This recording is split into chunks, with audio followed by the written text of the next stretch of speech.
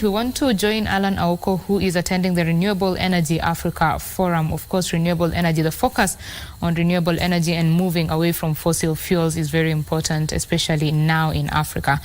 Alan Aoko, what is the latest from the Renewable Energy Africa Forum? Julie Green.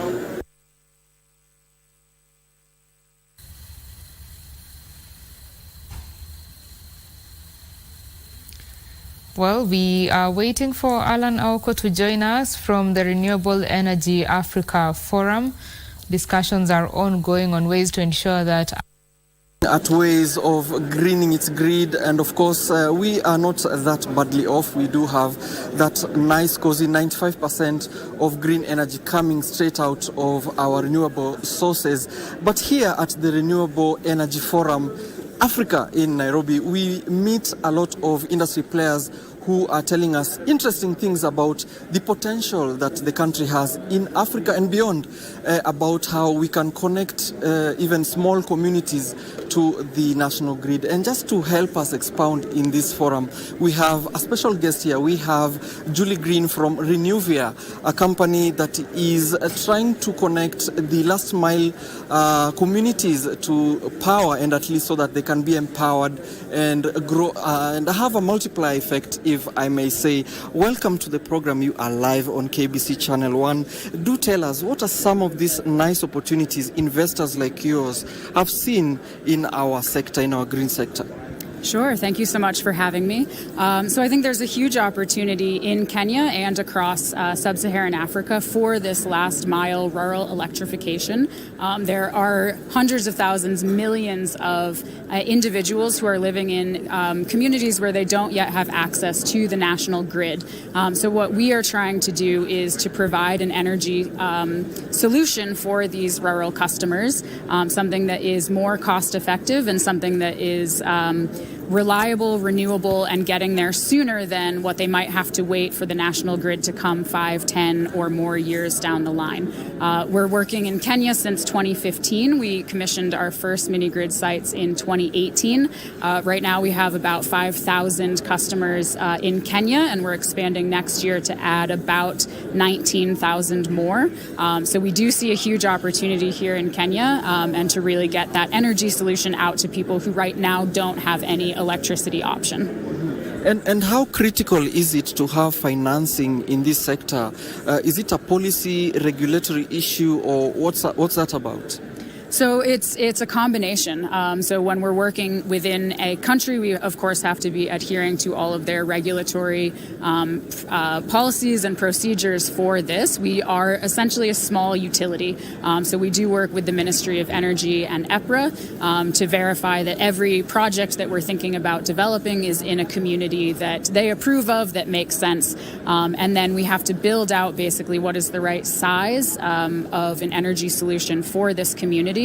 How much will that cost? And then what is something reasonable to charge the customers in that area? Of course, we are a private company, so we do have to have a sustainable business model to what we're doing. And that can be difficult in rural last mile areas. So then we bring in grant partners and other strategic investors, perhaps impact investors, people who are looking for something beyond just the bottom line return from these communities, so that we can meet the demand of a community that doesn't have any electricity source, but do so more affordably for those community members and in a way that allows the business to sustainably operate. And maybe perhaps expound for our viewers, perhaps, what is the importance of mini-grids, especially if these mini-grids are using renewable sources of energy? Sure. I mean, so I think if you consider mini grids, one reason that we have them is that these are places where the national grid hasn't yet reached or might not actually have any plans of reaching. And the reason for that is because building distribution is very expensive. And the farther out you need to build distribution, the more expensive it is. So to reach these communities with the national grid is extremely cost ineffective. It's much more economically viable to build a standalone system, so an off-grid, mini-grid system that is just for that community. It will have a smaller distribution. It will connect everybody within that community at a lower cost than if you needed to bring the national grid from 100 kilometers away to reach that area. This is indeed a very important topic, and we need to compound it into other conversations. We don't want to take so much of your time. We understand you're a speaker in this forum.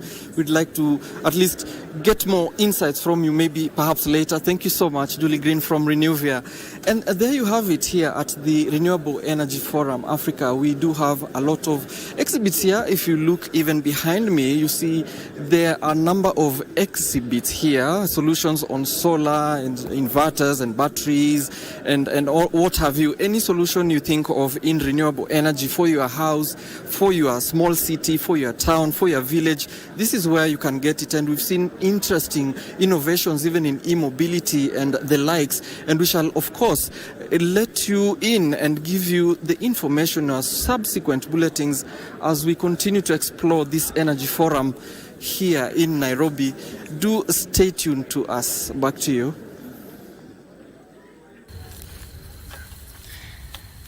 Thank you. Thank you, Alan Aoko, for that report, of course. And in efforts of going green, I can see that your jacket is also green. Well, that is the Renewable Energy Africa Forum that is ongoing, and the efforts to ensure that all energy that we use is from renewable sources and moving away from fossil fuels. Of course, mini grids are very important to ensure that areas that are not reached by the national grid are, connected and have energy to use. Alan Aoko, as he has said, will be giving us that report during the 1 p.m. news and 7 and 9 p.m. So do stay tuned.